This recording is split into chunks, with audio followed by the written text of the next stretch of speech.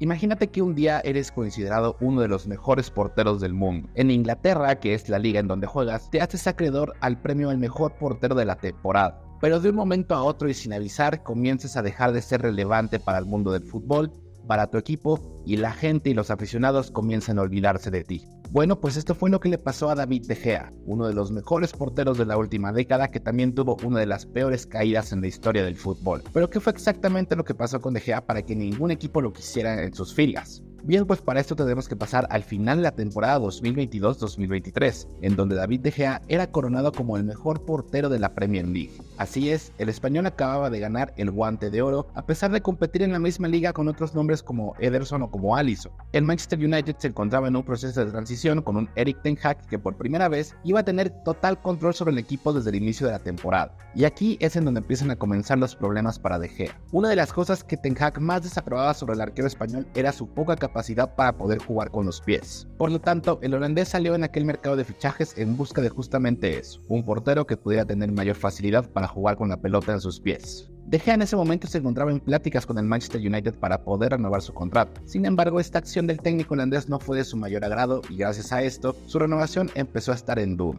Exactamente no se sabe qué pasó, pero se cree que De Gea simplemente no estaba dispuesto a ser una segunda opción o a que le trajeran competencia dentro del equipo, al cual él le había dado todo. Y es que al final de cuentas acababa de ganar el premio más prestigioso que un portero puede obtener jugando en la Premier League, y esto le hacía creer que él no estaba para ser banca de nada. Total, las cosas no sucedieron como debieron de haber pasado, y esto generó que David De Gea quedara como agente libre al final de aquella temporada. Él sale del Manchester United con el pensamiento de que un portero de su nivel no debería de costarle trabajo encontrar un nuevo equipo. Sin embargo, este pensamiento del portero español sería uno de los mayores errores en su carrera. Primero que nada, hay que entender que en aquel momento, justamente en el mundo del fútbol, había muchas opciones para la portería, muchas de ellas con muy buena edad, con muy buena predicción, y la gran mayoría de ellas, si no es que todas, cobraban muchísimo menos que David De Gea. Y es que hay que recordar que el arquero español estaba entre los 3 mejores jugadores pagados en la institución inglesa, y él pues realmente no estaba dispuesto a bajarse tanto de lo que ya estaba ganando, por lo cual esto hacía poco viable que algún equipo pudiera hacerse con los servicios del portero español. Esto le frenó y le cerró muchas puertas a David De Gea con varios equipos de la élite europea, quienes prefirieron invertir en porteros más jóvenes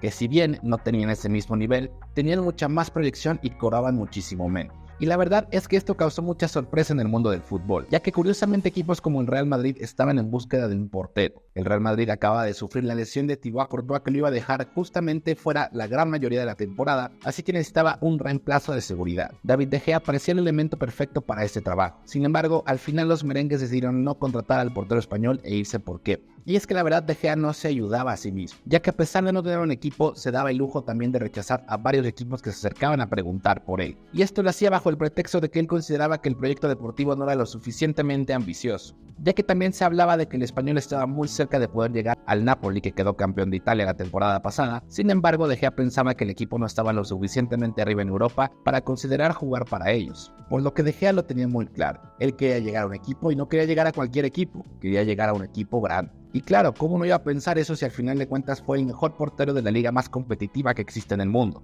Y esto obviamente también lo llevó a rechazar opciones y ofertas que le llegaron desde el extranjero, principalmente de Arabia Saudita, quienes sí le podían pagar lo que él estaba pidiendo, pero simplemente no le iban a dar ese prestigio deportivo que David De Gea estaba buscando. Y aquí es donde también involucran factores externos, ya que no únicamente era lo deportivo lo que detenía a De Gea irse a Arabia Saudita a cobrar la cantidad de millones que él quería, sino que también la familia, principalmente la esposa, estaba en desacuerdo en dejar Europa. Entonces los equipos comenzaron a percibir que no únicamente era convencer a un portero que ya de por sí era bastante exigente en todas las demandas que tenía, sino que también había que convencer a la familia. Y esto obviamente termina desalentando a varias opciones que pudieron considerar hacerse con los servicios del portero español. Aunque bueno, si regresamos a lo deportivo, también había un sector de aficionados críticos y del mismo mundo del fútbol que pensaban que David De Gea ya comenzaba a estar en un declive. Definitivamente sus mejores años ya los había dado en el Manchester United y su nivel había comenzado a decaer, a pesar de que aún se mantenía en un nivel bastante bueno. Pero gran parte del mundo del fútbol comenzaba a creer que De Gea simplemente ya no estaba en un rendimiento tan bueno y que su nivel ya no volvería a ser el mismo de antes, sino que solamente podría ir hacia abajo. Esto mismo llevó a mucha prensa, principalmente la inglesa, que suele ser la prensa más dura del mundo del fútbol, a criticar al portero español por actuaciones dudosas y muchos errores que había cometido en la última temporada con el Manchester United.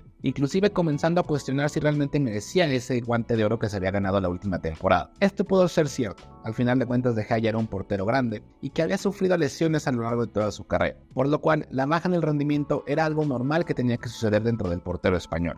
De Gea fue un portero muy accidentado a lo largo de su carrera en el Manchester United, inclusive tuvo un gran problema con Alex Ferguson porque él se negaba a operarse de la vista cuando claramente necesitaba esa cirugía. Se decía que De Gea no veía los balones a cierta distancia, entonces a Sir Alex Ferguson le urgía que De Gea se operara para poder cubrir esa debilidad que tenía el arquero español joven en aquel entonces, pero que David se rehusaba a hacerse esa operación hasta que Sir Alex lo terminó convenciendo. Entre eso y unas par de lesiones físicas hicieron que De Gea llegó a esta etapa de su carrera en donde ya no era ese mismo De Gea con esos reflejos felinos que tenía y esa excelente agilidad que tenía ya en la parte final de su carrera. Y si sumamos al final todos estos factores, la alta expectativa del salario, la edad, la competencia que tenía en comparación a otros porteros más jóvenes y que cobraban menos, el bajón de rendimiento deportivo que tuvo en los últimos años de su carrera y las lesiones, nos da como resultado a un mítico portero de los últimos años que simplemente esta temporada no pudo encontrar ningún equipo, no se acomodó en ningún lado y ya está más cerca del retiro que de poder regresar al fútbol. Pero cuéntenme en los comentarios cuál es su opinión o qué es lo que ustedes piensan acerca de David De Gea.